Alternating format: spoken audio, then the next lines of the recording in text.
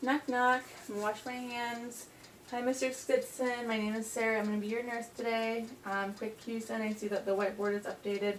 There's no clutter on any pathways. Bed is in the lowest position. 3 side rails. You have no oxygen, no Foley, no abdominal tubes.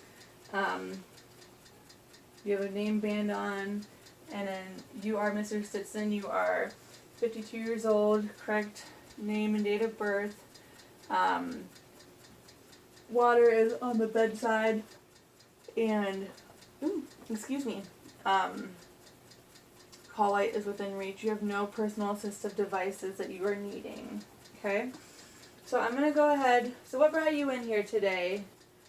What brought you into the emergency room, and then why are you up on my floor now? So you came in with severe itching, nausea, and vomiting for the past couple days. Okay, and you're looking a little pale and a little sluggish, a little lethargic. You have reported shortness of breath, and I see that the nurse did note that she heard some crackles in your lungs. Okay, do you have any health history? All right, history of hypertension, diabetes type 2, and heart failure and chronic kidney disease. Is that correct? Okay. Where are you at right now? Good. What's your name and date of birth? Good. And what year are we in? Good. Okay, I'm going to go ahead and do a quick assessment on you. Okay, so just sit up for me. Grab my pen light. Check your eyes. Good. Round, reactive to light. Equal bilaterally in size. 4 millimeters. Go ahead and smile for me. Open your mouth, stick out your tongue. Good. Can you turn that way? Good. No JVD on that side. Good. Turn this way. No JVD. And like we just said, you are looking a little pale and clammy. Otherwise, dry. So I'm going to go ahead and have you sit up. Okay.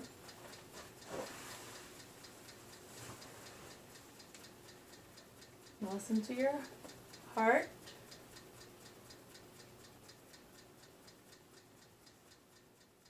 Listen to your heart for a whole minute. Your apical pulse for a whole minute. And then breathe. S1, S2 present on the heart. We are hearing some lung crackles, which was previously noted.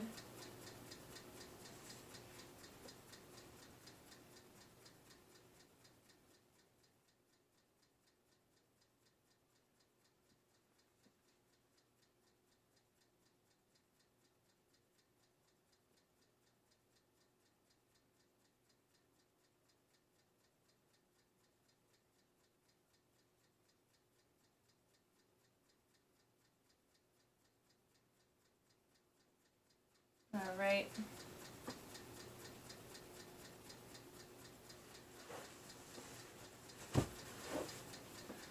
Lay back down. Your face was nice and symmetrical too. I didn't say that out loud, but I'm going to go ahead and look at your belly.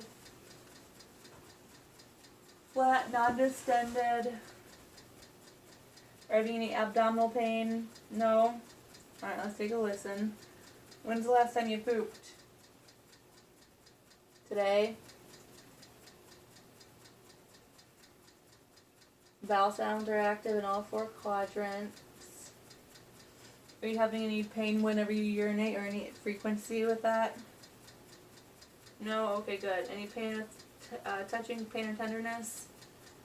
No? Okay, good. Alright. Go ahead and grab my fingers. Good. Squeeze. Good. Equal strength. Push. Good. Pull. Good. Which finger am I touching? Good. Which finger am I touching? Good. 3-second cap refill. 3-second cap refill. Now I am noting that down here it looks like you do have some edema going on, so let's take a look at that.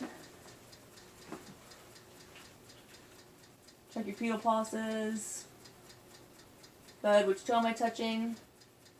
Good. Which toe am I touching? Good. And you do have +2 pitting edema in your lower extremities. Is that normal for you? Sometimes. I'm going to wash my hands. Check your radial pulses as well. Forgot to do that. Good. Nice and equal in strength. Alright, so let's go ahead and check some orders we have going on. First let me check your dialysis site.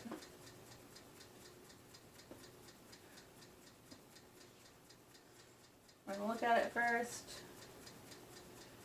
And we're going to listen for the whoosh. Alright. So, tell me about when you go to dialysis usually. So you usually go Monday, Wednesday, Friday. Okay, but you didn't go, excuse me. But you didn't go yesterday? Why not? Oh, because you didn't feel well? Okay. I'm assuming that the provider is going to order a complete metabolic panel, a CBC, which is going to see if there's any kind of infection going on. Potentially, he might do an ABG draw and a BNP panel to check, since you have a history of heart failure, to see how everything is there, okay? Alright, so your vital signs were heart rate 102, respiratory rate 24, blood pressure 153/87, and oxygenation was 90%. The labs that were ordered, your BUN is 62, creatinine 3.9, GFR 13, potassium 6.3, glucose 224, phosphate 5, magnesium 1.6, sodium 134, H&H 8.2 and 30%, BNP 274, and it looks like you're in metabolic acidosis, probably because your kidneys aren't able to retain the bicarb buffer like they normally would. So we have some electrolyte imbalances going on as well that are indicative of kidney failure, as well as the GFR is not glomerular filtration rate is not where it should be. That means that it's not filtering correctly. And there's waste building up, so that's probably why you feel like a little sick, because you have some waste building up in your bloodstream. So I'm going to go ahead and consult with your nephrologist, and see what he'd like to do. Okay. All right. And wash my hands.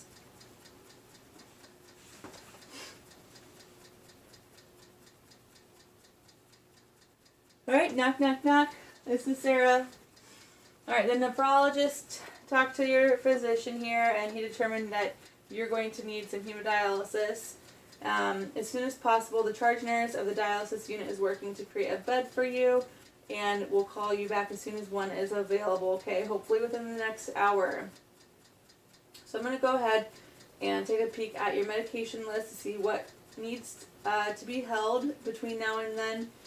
So we're not going to be flushing any off during dialysis. I will hold your hypertension medications. Before you leave, I'll grab a full set of vitals, obtain your weight, and then assess your heart and lung sounds, as well as your skin and your edema on your lower extremities. Okay? So you're going to go to hemodialysis now. You came back. They were able to pull off 3 liters of fluid. You tolerated the procedure well, and you're back in your room now. Healthcare provider here prescribes Epigen 2,000 units sub-Q once. Okay? I'm going to wash my hands. Do you have any allergies to medications? No? Okay, give me your name and date of birth. Good, Mr. Stinson. All right, I'm going to go ahead and get your medication. We have Epigen at 2,000 units subcutaneously one time.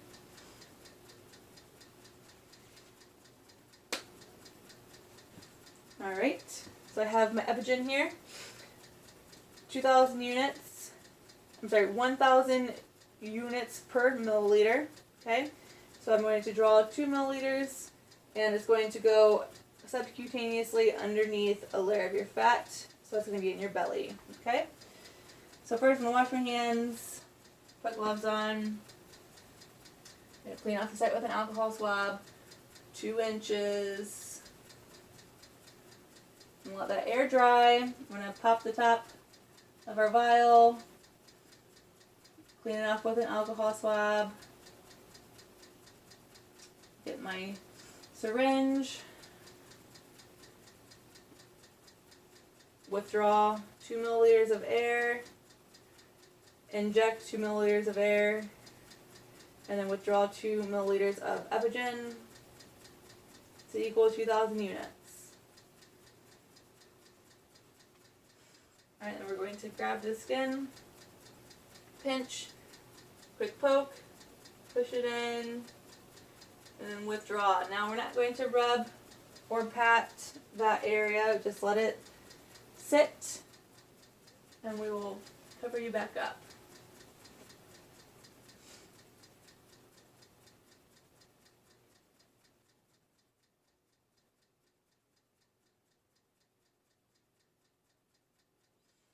Okay, some common side effects of the Epigen.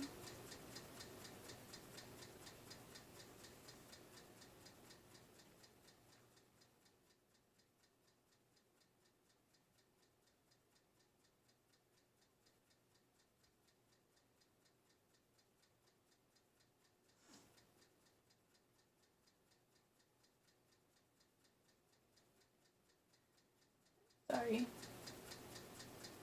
There we go. Common side effects of Epigen are headache, diarrhea, joint pain, muscle pain, vomiting, nausea, okay? If you notice any of that, let me know.